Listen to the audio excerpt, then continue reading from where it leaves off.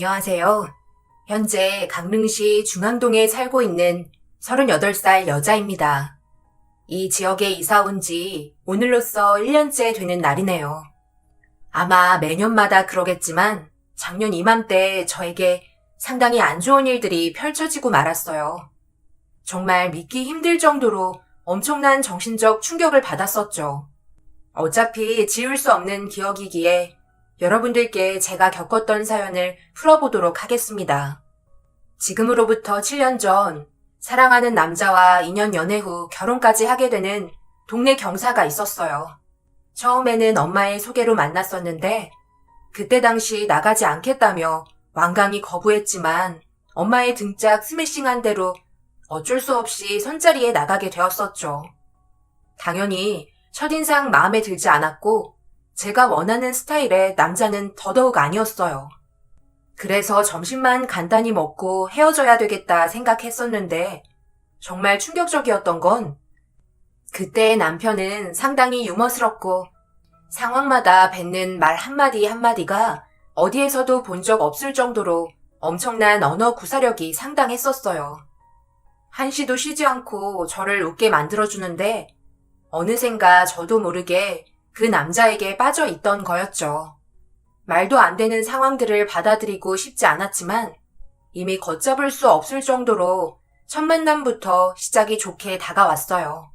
그때 정말 인연이 있긴 하구나 생각하며 집으로 돌아왔고 생각보다 좋은 반응에 엄마 또한 기뻐했었어요. 그렇게 남편과의 첫 만남을 시작으로 큰 다툼 없이 5년이라는 결혼 생활은 훌쩍 지나갔습니다. 그런데 갑자기 찾아온 남편의 회사 문제가 걷잡을 수 없을 정도로 커지면서 저희 가족에게 위기가 처음으로 찾아왔어요. 하필이면 결혼 이후 맞벌이하며 5년 동안 모은 돈과 대출로 조금 더 큰 집에 이사를 갔는데 하필 남편의 회사가 결국 부도가 나고 말았습니다. 더 충격인 건 회사 직원분들 전체가 월급을 받지 못한 채 사장님은 잠수를 타버린 상태였죠. 회사도 경매로 넘어갔었고 저희는 경찰에 접수된 처리를 마냥 기다리는 일밖에는 없었네요. 여보, 아직까지 아무런 소식조차 없는 거야? 언제까지 기다려야 하는 건데? 지금 몇 달째 경찰서에 연락이 없잖아. 다른 직원들도 해결 방법을 전혀 모르고 있는 거야? 우리만 그냥 멍 때리고 있는 건 아니지? 당신 회사에서 10년 넘게 일했다며? 그럼 퇴직금만 해도 그게 얼마야? 내가 버는 돈 가지고는 앞으로 대출비까지 갚으면서 생활하기에는 터무니없이 모자라는데. 요즘 다른 회사들도 다 공장 문 닫고 난리도 아니래. 우리 공장도 당연히 비켜갈 수는 없었나 봐. 어쩌겠어. 현실을 받아들이고 다른 일 찾아봐야지. 오빠가 봤을 때는 절대 돈 못 받을 것 같다. 그리고 만에 하나 사장을 잡았다고 쳐. 그런데 그 다음은 어떻게 할 건데? 땡전 한 푼 없다고 입 싹 닦으면 우리가 할 수 있는 건 아무것도 없는 거라고. 아무리 그래도 그렇지. 희망조차 가지지 않게 말을 그런 식으로 하면 어쩌자는 거야? 당신은 돈 받고 싶은 생각이 전혀 없어 보인다? 처음으로 그날 남편과 서로 목소리를 높여 다투게 되었고 각방까지 쓰게 되는 상황까지 오고야 말았어요. 서로가 불안했던 마음이 상당히 커진 상태에서 돈을 못 받은 지 몇 달이라는 시간이 흘러버렸기 때문에 더욱더 예민해져 있기도 했었어요. 남편도 당연히 10년 넘게 일을 했던 회사에서 배신을 당했으니 당연히 제정신으로 버티는 게 힘들었을 거예요. 그렇다고 임신을 한 상태에서 앞으로 미래에 대해 걱정을 안 할 수는 없잖아요. 그래서 남편에게 일단 다른 직장을 가져보는 건 어떻겠냐고 물어봤지만 인생을 포기한 사람처럼 살고자 하는 의욕을 완전히 상실해 버렸었죠. 더 이상 일을 하고 싶은 마음이 없었던 것 같았어요. 그때 당시 임신 초기라 일을 할 수 있어서 그나마 버티고 있었지만 몸이 점점 무거워진다면 그때는 저도 회사를 잠시 쉬어야 할 것 같은 불안감에 남편에게 계속해서 당분간 다른 직장을 구했으면 좋겠다고 부탁했었어요. 하지만 제 말은 전혀 귀 기울여 들으려 하지 않았고 5년의 결혼 생활 동안 서로 의지하며 힘이 돼주었던 부부 사이는 점점 금이 가기 시작했네요. 결국 불안해진 가정 환경으로 인해 양가 부모님까지 서로 모이게 되었습니다. 정서방, 정말 실망일세. 지금 내 딸이 홀몸도 아니고 자네 자식을 품고 있는데 이런 식으로 행동하는 게 맞는다고 생각하나? 아무리 회사가 부도가 나고 그동안 열심히 일했던 돈을 받지 못한 상황이라 할지라도 우선 먼저 살아야 하는 게 순서 아닌가? 그런데 자네는 앞으로 살 날이 훨씬 많은데 벌써부터 무너져서는 집안의 가장의 길 포기해서 온 집안의 술 냄새가 풀풀 풍길 정도로 정신 나간 사람처럼 집안에 처박혀 있다면 자네만 평생 바라보는 내 딸과 뱃속에 있는 자네 자식은 어쩌라는 겐가? 저기요 사돈, 말이 좀 심하시네. 지금 그게 제 아들을 걱정해서 하는 말이에요? 얘가 이러고 싶어서 그런 줄 아세요? 얼마나 심적으로 힘들면 버티질 못하겠어요. 적당히 지저대셔야지. 자존감이 바닥으로 떨어져도 한참을 떨어진 내 아들에게 힘이 될 수 있는 말을 해주지는 못할 망정 되려 안 좋은 말만 하시면 지금 상황이 좋아질 수 있을 거라 생각하는 거예요? 그럼 지금 제가 좋은 말이 나오게 생겼어요? 집안을 둘러보시고 그런 말을 하시는 거예요? 지금 보시라고요. 나만한 가구들이 있어요. 온갖 가전제품 전부 집어던져서 죄다 부서져 있는 상태 안 보이시냐고요. 혼자만 힘들다고 생각하시는데 그걸 바라보고 있는 제 딸의 마음은 어떻겠냐고요? 좋은 말을 해주고 힘이 되어줄 수 있는 조언을 해주는 것도 정서방이 노력하는 모습을 보여줘야 뒤따라오는 거지. 전혀 노력하지 않고 현관에는 소주가 짝으로 버려져 있는데 제가 좋은 말이 나오겠어요? 자네 지금 사돈지간 싸우고 있는데 잠이 쏟아지나? 술을 그리 마셨으니 내가 하는 말이 귀에 들어가겠어? 차라리 이럴 거면 이혼하는 게 낫겠네. 이런 환경에 내 딸 뱃속에 있는 손주가 자라면서 도대체 뭘 보고 배우겠어요? 그리고 지금 이 상황 해결하기 위해 모이자고 한 거 아니에요? 그런데 현실을 바라보고 쓴소리를 해주지는 못할 망정 감싸고 돌면 도대체 뭐가 바뀔 수 있는 건데요?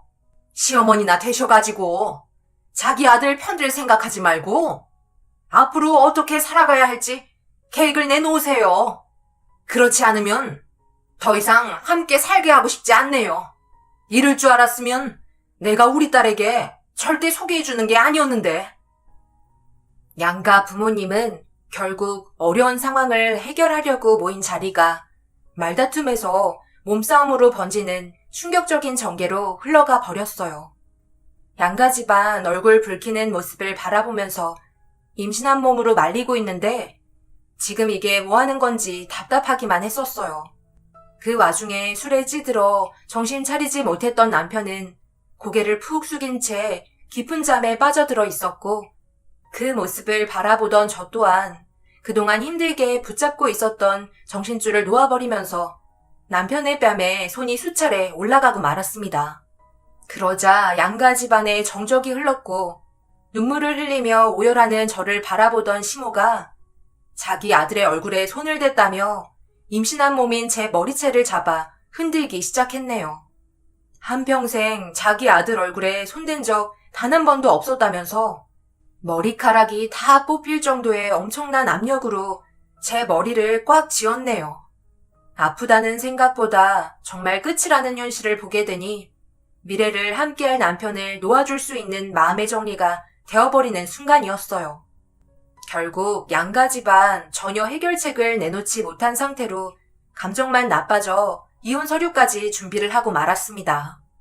그동안 서로 큰 문제 없이 잘 지내왔었지만 모든 건 한순간에 무너졌고 이혼 서류를 들고 있던 제 손은 심하게 떨리기 시작했어요. 남편은 제가 들고 있는 서류 봉투를 뺐더니 그 안에 남편이 작성해야 될 부분들에 기다렸다는 듯이 이름을 써 내려가면서 순식간에 이혼 서류 작성을 끝내버렸어요. 언제 한번 써본 적이 있는 사람처럼 망설이지 않고 끝낸 뒤 저에게 다시 이혼 서류를 건넸습니다. 그리곤 소주 한 병 들더니 방으로 들어가 버렸네요. 그렇게 엄마가 있는 집으로 돌아와 이혼 서류를 보여주며 저도 마찬가지로 모든 작성을 끝내게 되었어요. 그날 36년간 흘렸던 눈물보다 더 많은 눈물을 쏟아내었던 것 같아요. 뱃속에 있는 아이는 아무것도 모른 채 빠르게 성장을 하고 있는지 눈에 띄게 배는 점점 불러왔어요. 다행히 입덧은 심하지 않아 그나마 버틸 수 있었고 그렇게 이혼만 하면 되는 상태에서 가정법원에서 만나 함께 들어가려 하는데 갑자기 제 팔을 잡으며 들어가려 하지 않는 거예요. 돌변한 눈빛을 보여주며 느닷없이 그동안 자기가 잘못했다고 법원 앞에서 무릎을 꿇더니 눈물을 쏟아내면서 용서를 빌고 있었네요. 지금 뭐 하는 짓이야? 여기까지 와놓고 이제 와서 이혼을 하기 싫다고? 나 가지고 지금 장난하니? 내가 지금 장난하는 걸로 보여? 나는 당신이랑 이혼하고 싶지 않아. 우리가 그동안 어떻게 살아왔는데? 내가 미안해. 그걸 알면서 내 배가 이렇게 불러올 때까지 심각한 상황을 만들어? 더 이상 돌이킬 수 없다는 건 당신이 더 잘 알 텐데. 우린 해선 안 될 행동들을 너무 많이 봐버렸고 양가 부모님까지 등을 돌린 상태야. 지금 이혼 물러봤자 좋아질 거 하나 없다고. 이러기 전에 정신 차리고 가정을 지키기 위해 노력하지 그랬어. 나도 당신의 밑바닥까지 전부 봐버렸기 때문에 더 이상의 미련은 없어. 그리고 나한테 미안해하지 마. 당신 자식한테 미안해해야 하는 거 아니야? 한 가정을 무너뜨리고 말았잖아. 내가 이러고 싶어서 그런 거야? 당신은 잘 알고 있잖아. 내가 그동안 어떻게 살아왔는지 옆에서 지켜봤으면서 꼭 이런 식으로 이혼까지 결정을 해야 하는 거야? 그냥 내가 알아서 마음을 정리할 수 있게 지켜봐주면 안 되는 거였어? 당신 말 정말 웃기게 한다. 내가 그동안 그럼 그렇게 안 했다는 말이야? 여태까지 계속해서 그렇게 해왔어. 아직도 술에 취해서는 자기가 무슨 말을 하고 있는지도 모르겠지? 됐고, 더 이상은 할 말 없으니 주위 사람들 보는 앞에서 창피하게 하지 말고 오늘로써 우리의 인연은 끝내도록 하자. 나도 더 이상은 지쳐서 그만하고 싶어. 지금 이혼 안 하면 당신은 다시 예전으로 돌아갈 게 뻔해. 안 봐도 비디오야. 그동안 살아온 세월이 있는데 내가 그 정도도 모를 것 같아? 뭐해, 빨리 일어나지 않고. 남편은 절대 일어나려 하지 않고 저에게 계속해서 미안하다는 말만 반복할 뿐이었어요. 그런데 그 순간 갑자기 제 팔을 잡고 몸을 돌린 누군가와 눈이 마주치게 되었고 제 양손을 잡으며 이제 그만 집으로 돌아가자며 눈물로 애원하는 분을 보게 되었어요. 다름 아닌 시어머니였고 갑자기 왜 이렇게까지 하는지 도저히 이해를 할 수가 없어 당황하기만 했네요.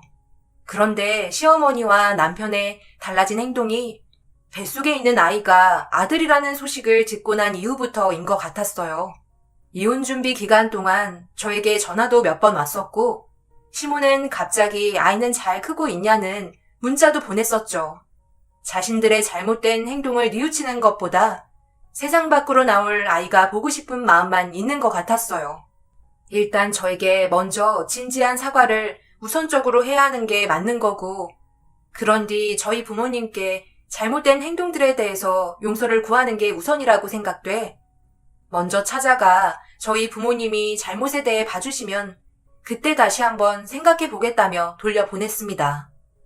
집으로 돌아오면서도 잘하는 게 맞는 건지 확실하지 못해 답답하기만 했었고 뱃속에 있는 아이 때문에 저도 정신을 차렸다며 애원하는 남편과 옆에서 거들은 시모를 보니 조금씩 마음이 약해지고 말았었어요.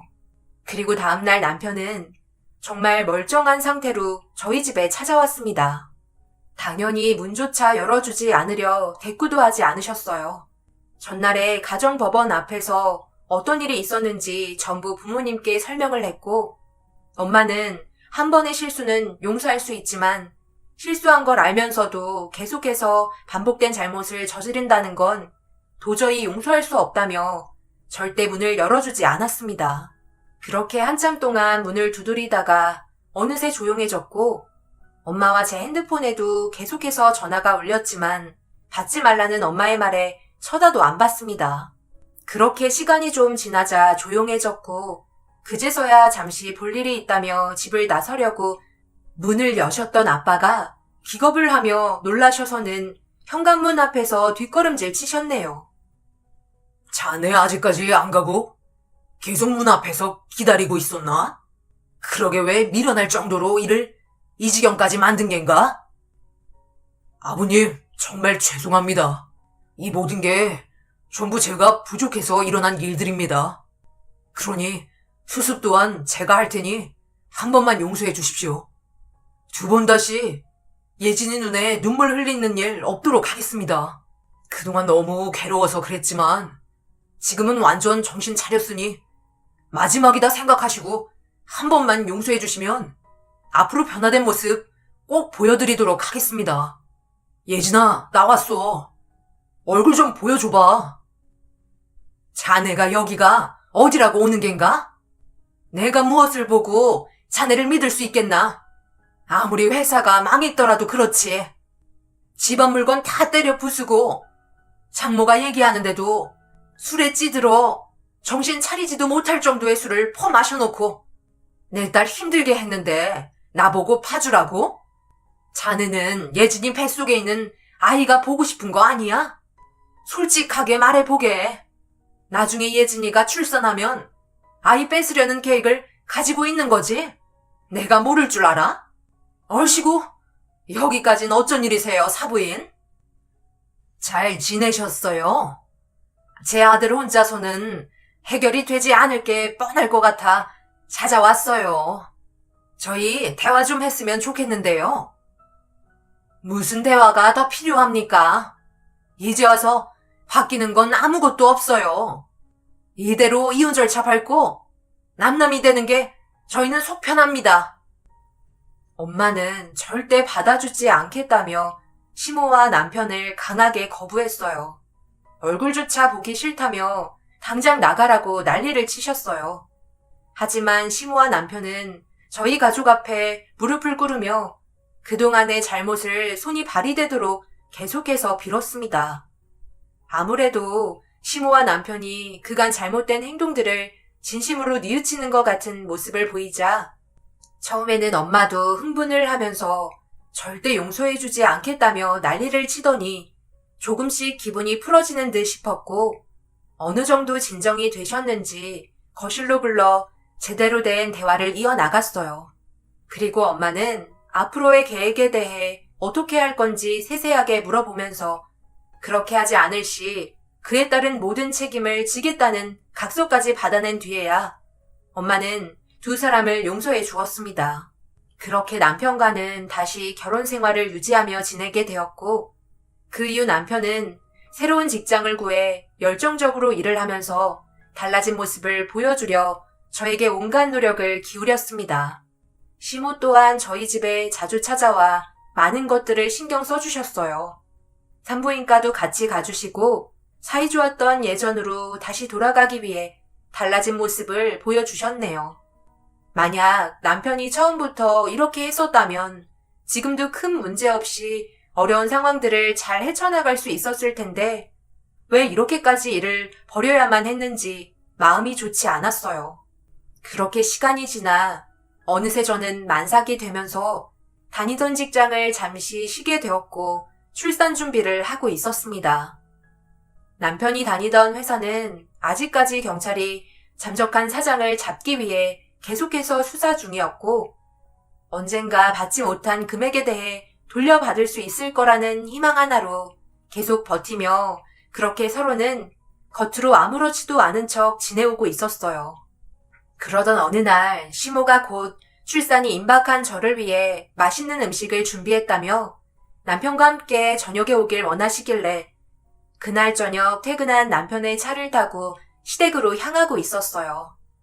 만삭이 돼서 그런지 차 안에 앉아있는 게 숨이 차고 너무 힘이 들어 의자를 젖힌 상태로 누워서 가고 있는데 고속도로에서 달리던 도중 남편이 갑자기 다급한 목소리로 저를 부르기 시작했어요. 여보, 일어나봐. 큰일 났어. 차에 문제가 생긴 것 같아. 안전벨트 하고 손잡이 꽉 잡고 있어. 갑자기 왜 그래? 잘 가던 차가 왜 문제가 생기는 건데? 설마 사고 나는 건 아니지? 왜 이렇게 속도가 빨라? 브레이크가 말을 듣지 않아. 아예 먹통이 되어 버렸다고. 손을 쓸 수가 없을 것 같아. 미안해, 여보. 그 순간 앞에 멈춰있던 차와 부딪히면서 돌이킬 수 없는 사고가 나게 되었고 그 이후 아무것도 기억이 나지 않았습니다. 숨은 붙어 있었는지 눈은 떠졌고 그제서야 느껴지는 온몸의 고통이 저를 괴롭게 만들었어요. 손가락 하나 움직일 힘조차 없을 정도로 너무나 괴로웠고 비명도 지를 수 없을 정도로 고통이 찾아왔네요.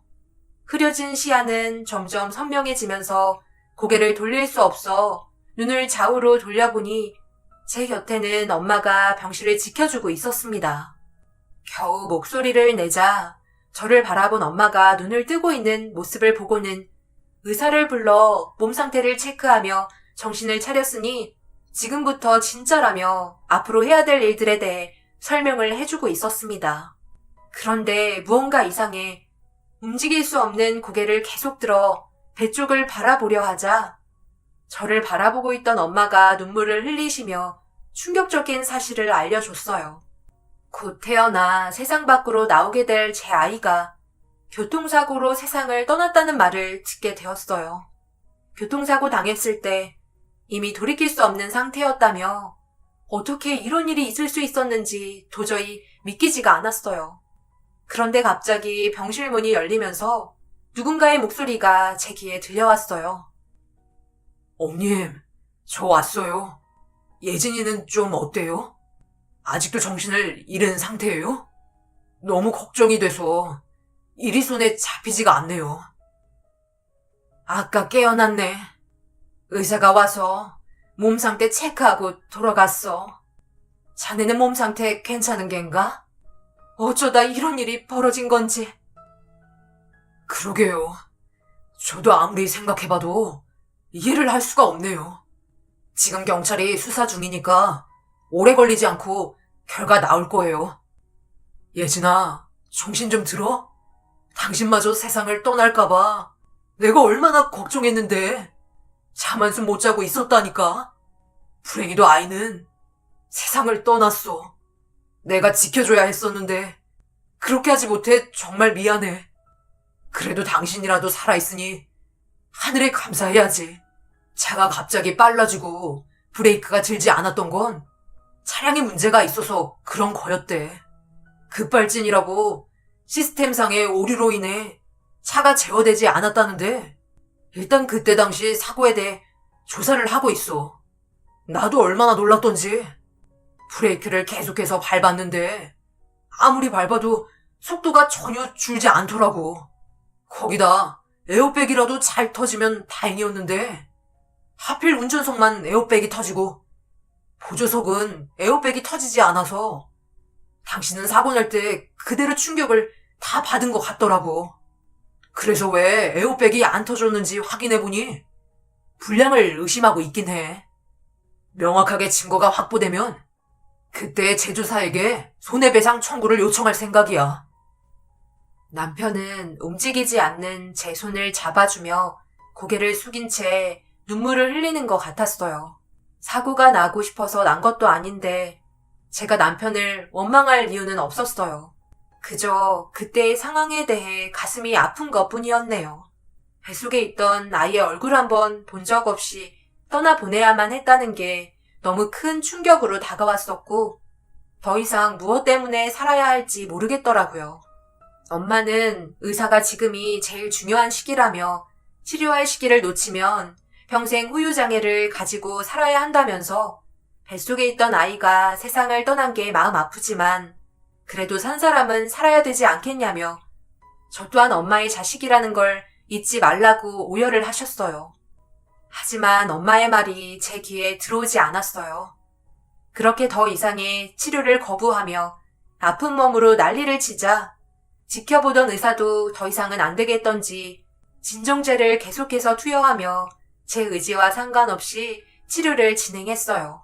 정신이 들만하면 계속해서 들어오는 수면제와 진정제는 힘을 쓸 수 없게 만들면서 최대한 몸에 무리가 가지 않도록 상태를 호전시켰습니다.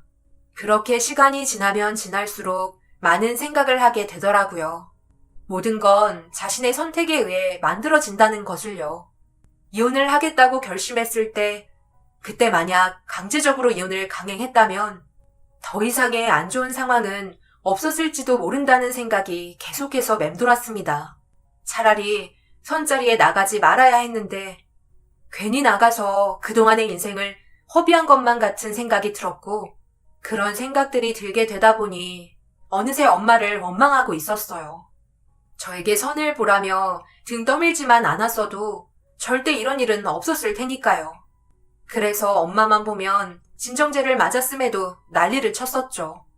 남편이 옆에 있기만 해도 온몸에 경련이 일어날 정도로 분노했어요. 저는 침대에 꼼짝 못하고 누워 있어야 하는데 남편은 경미한 타박상만 입은 채 멀쩡한 모습으로 걸어다니니 너무 불공평하게 느껴지더라고요. 그렇게 살아있는 자체를 원망하고 있던 어느 날 누군가 저희 병원에 찾아왔어요. 엄마에게 먼저 인사를 건네더니 조용히 대화를 이어나갔고 잠시 뒤 제 옆으로 다가와 저를 보면서 몸은 괜찮냐고 걱정스러운 표정으로 바라보고 있었어요. 그 얼굴을 보니 어디에서 많이 본 듯해 잠시 동안 빤히 쳐다보자 제 머릿속에 기억이 나기도 전에 자신이 누군지 설명을 해주더라고요. 내가 누구인지 기억이 안 나? 하긴 나도 처음에 예진이 너 사진 보고 깜짝 놀랐으니까. 우리 고등학교 동창이잖아.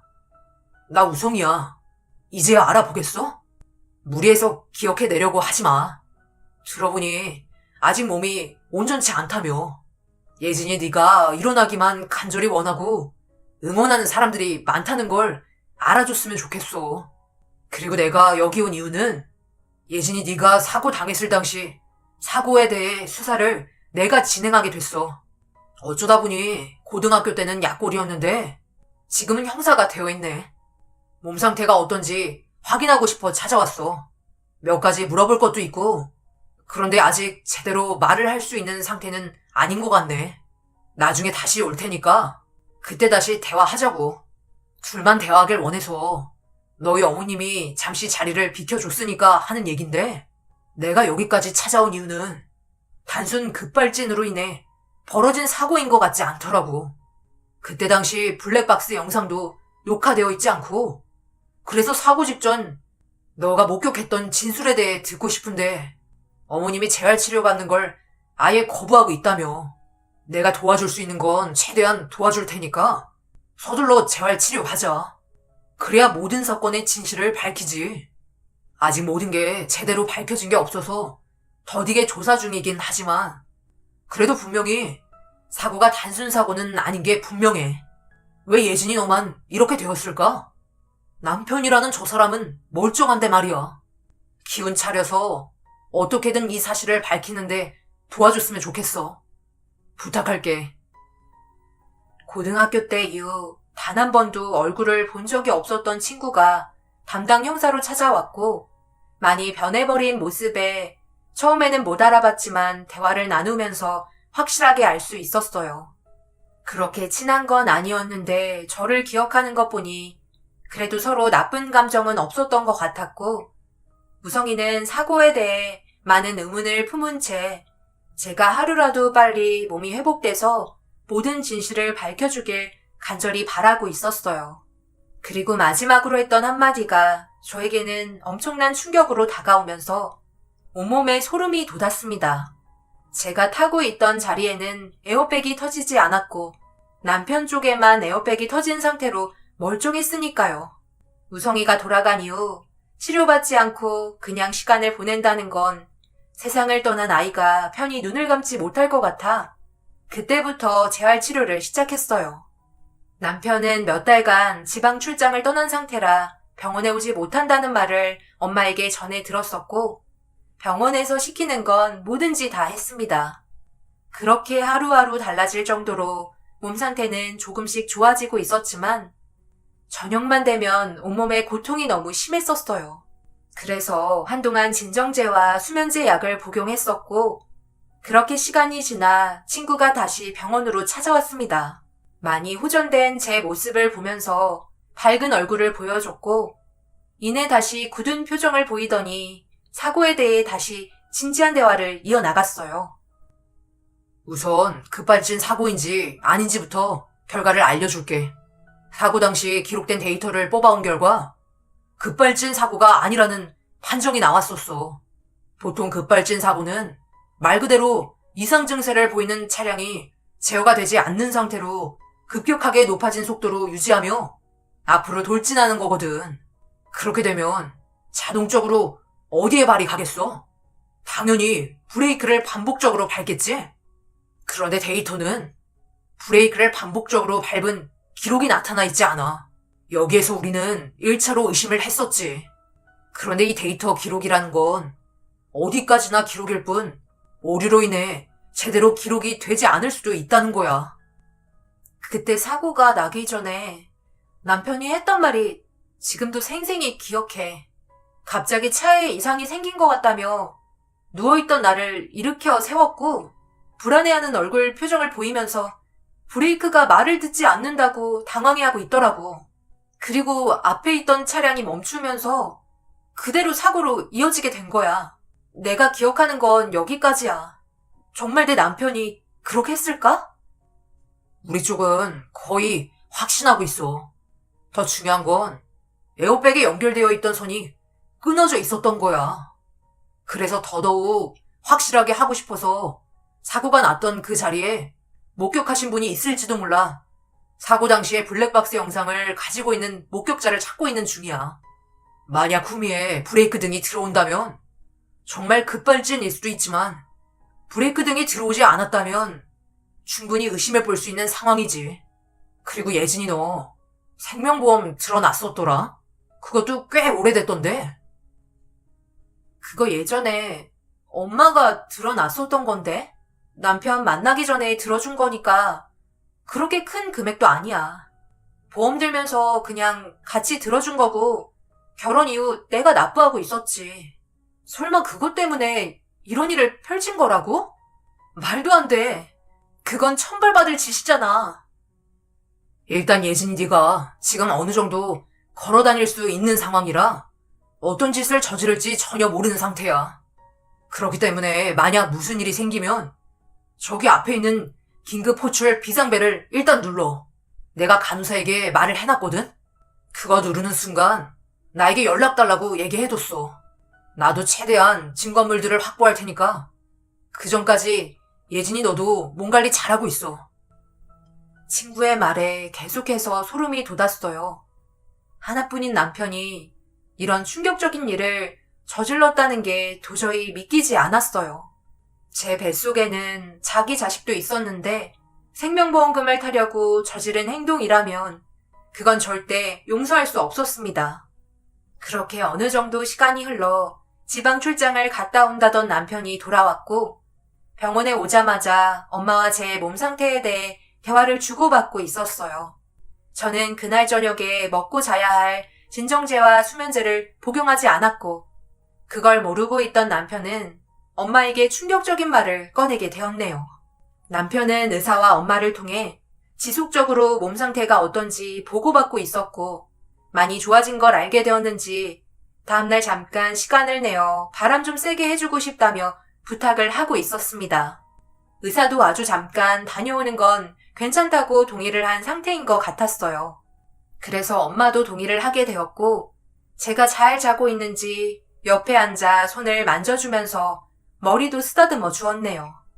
그런데 그런 행동들이 전부 거짓처럼 느껴졌었고 남편은 잠시 머물다가 집으로 돌아갔어요.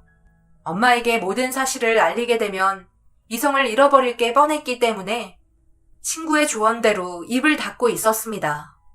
남편은 경찰에 몇 번 왔다 갔다 한 건 알지만 일반적인 조사만 한 걸로 생각하고 있는 것 같았어요. 그렇게 다음 날이 되고 병원으로 찾아온 남편이 제가 예상한 시간보다 일찍 도착하게 되면서 병실 침대에 앉아있는 저를 보더니 밝은 얼굴로 웃으면서 바람 좀 쐬러 가자며 저에게 손을 내밀었습니다. 그 손을 뿌리치며 싫다고 얘기하자 남편의 얼굴은 순식간에 굳어지더니 제가 좋아하는 식당도 예약해놨다며 감정을 추스르려 노력하면서 조용하게 다시 한번 부탁했어요. 당연히 싫다고 반복해서 얘기하자 그때부터 반강제적으로 몸이 성취하는 제 팔을 끌어당겼고 자기 마음처럼 되지 않자 저에게 화를 내기 시작했네요. 그때 확신했죠. 정말 좋은 뜻으로 바람을 쐬러 가는 게 아니라는 것을요. 따라가게 되면 저 또한 이 세상 사람이 아닐 것 같아 온 힘을 다해 남편의 팔을 뿌리치곤 긴급호출 비상벨을 눌렀습니다. 그리곤 저희 병실로 간호사와 의사가 들어오면서 무리하게 저를 끌어당기고 있는 남편과 분리를 시켜줬어요. 간호사는 친구에게 바로 연락을 했는지 오랜 시간 걸리지 않고 병원으로 급하게 달려왔고 다른 경찰분들과 함께 병실 문을 열며 남편을 체포했습니다. 그리고 결정적인 증거를 저에게 보여줬는데 그건 그때 당시 사고 현장이 담겨있던 블랙박스 영상이었어요. 충격적이게도 후미의 브레이크 등은 들어오지 않았고 남편은 사고가 나기 직전 차량을 왼쪽으로 틀면서 오로지 저만 차량과 충돌할 수 있게 의도적으로 사고를 만들었어요. 남편이 저에게 브레이크가 밟아도 듣지 않는다는 건 전부 거짓말인 걸로 밝혀지는 순간이었죠. 옆에서 모든 걸 듣고 있던 엄마는 털썩 주저앉았고 병원은 난리가 나고 말았습니다. 당연히 사고를 계획한 남편은 자기의 잘못은 시인했지만 결국 시어머니의 자백으로 모든 게 마무리되었네요. 솔직하게 모든 걸 진술한다면 법정에서 형벌이 줄어들 수도 있다는 말에 진실을 밝혔고 남편이 이런 계획을 꾸민 건 그동안 받은 스트레스로 인한 우울증이었다며 직장도 잃고 가정을 이끌어 나가고 싶지 않아 모두 다 같이 세상을 떠나고 싶었지만 제가 생명보험이 있다는 게 그 순간 생각이 나면서 운전대를 틀었다는 충격적인 말을 꺼내 놓았습니다. 절대 용서할 수 없는 시어머니의 진술이었죠. 결국 남편의 잘못된 행동으로 인해 법적인 처벌을 면할 수 없었고 오랜 기간 징역형을 받게 되었네요. 그리고 모든 사실을 밝혀준 제 친구의 도움이 아니었다면 지금 현재 저는 이 세상 사람이 아니었을지도 모른다는 생각에 지금 생각해도 너무나도 끔찍하네요. 이 자리를 빌어 다시 한번 고마웠다고 말해주고 싶어요. 그렇게 사건이 마무리된 이후 모든 걸 처리하고 지금 현재 부모님과 공기 좋은 강릉으로 이사와 새 출발을 하고 있어요. 앞으로 저희 가족에게 불행보다는 행복만 가득했으면 좋겠어요. 그때의 일들을 오늘로써 두 번 다시 기억하고 싶지 않네요. 제 사연 들어주신 분들 행복하시고 좋은 날 가득하세요. 감사합니다.